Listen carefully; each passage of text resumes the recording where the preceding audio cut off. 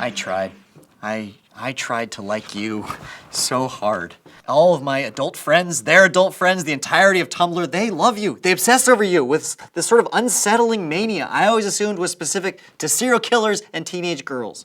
They fixate on each one of your jokes, your catchphrases, your companions, your ties, to such a crazy degree that if the Doctor opened his trench coat one day and revealed that he was actually a pile of boy bands the whole time, I would at least sort of understand then. And who knows, maybe someday that will happen. Probably in one of your filler episodes. Sorry, that was cruel. I honestly wanted to like you. I made a point to watch every episode that I could. I pushed my way into the crowd of fanatics just to see what was at the hearts of the obsession. See, I am by nature a love plagiarist. I only love what other people love before me. It's not a pretty quality in anyone, but I'm willing to accept it. Now, in turn, I hope that you will just listen with an open mind and accept your own flaws, Doctor Who, of which there are enough to fill all of space and time.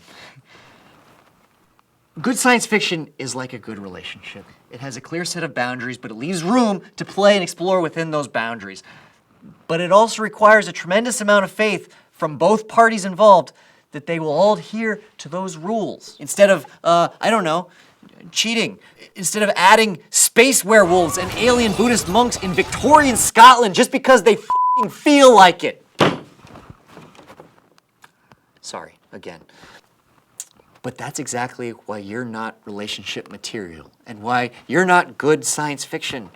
You set all the rules, but you refuse to follow any of them. The Doctor is the last of his kind, except he's not. He defeated the entire race of Daleks at the end of the war, except for all of those armies of Daleks who follow him around every single season. His other enemies, like that piece of stretched skin, Cassandra, they die, rightfully.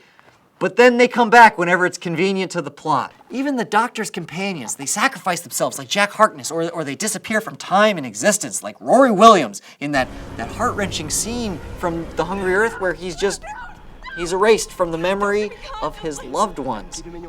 And then he's back a few episodes later. There's no emotional integrity to anything that you do or say because it can all be undone next week, and it usually is. Now, I know you also take a lot of flack for the constantly changing, evolving powers of the sonic screwdriver and how it can work on everything except wood sometimes, whatever, or the psychic paper and the fact that the TARDIS can translate all alien languages except only when it seems to feel like it. I'm not going to harp on each one of those because they're all systemic of a much bigger issue, which is that you don't just ignore continuity. It's almost like you're allergic to it. You don't just have plot holes, you live in those holes. You love those holes, you try to convince everybody else how great those holes are. But here's the thing, Doctor Who, a wink and a nod to all of your flaws may be charming to some people, but it doesn't make your goddamn problems go away. It just means that now both of us have to be embarrassed about them. Now I know that this is all supposed to be good fun and that maybe I'm just taking it too seriously. So let me just say this.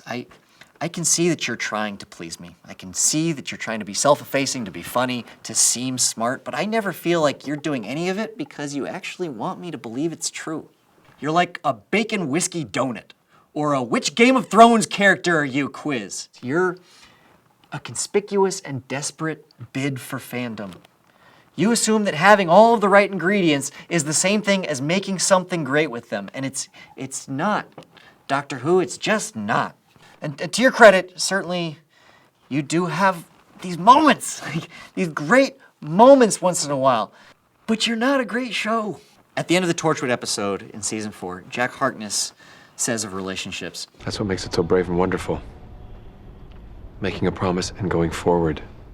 Doesn't matter what happens in the future. Right now, it's real, and it happens, and it's true." That sounds really pretty, Doctor Who, but I think we both know it's a load of shit. The whole point of relationships is thinking about the future. They're forward-thinking by nature. It's working together to build a future we both want. And that's the point of sci-fi too. And in that sense, it seems like the perfect thesis for your entire show. You're a f***ing science fiction show that doesn't actually give a shit about your own future because you just want to write a Wild West episode so that the doctor can wear a cowboy hat. Well, I need more from a relationship. I'm pulling you from my Netflix queue. XOXO. Soren. I have some cosplay to get to. Excuse me.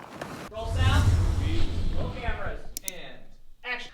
Hey guys, it's Adam Ganzer. You know the Gans? One of the crack personalities here. You should subscribe to YouTube. You know, it's the Gans.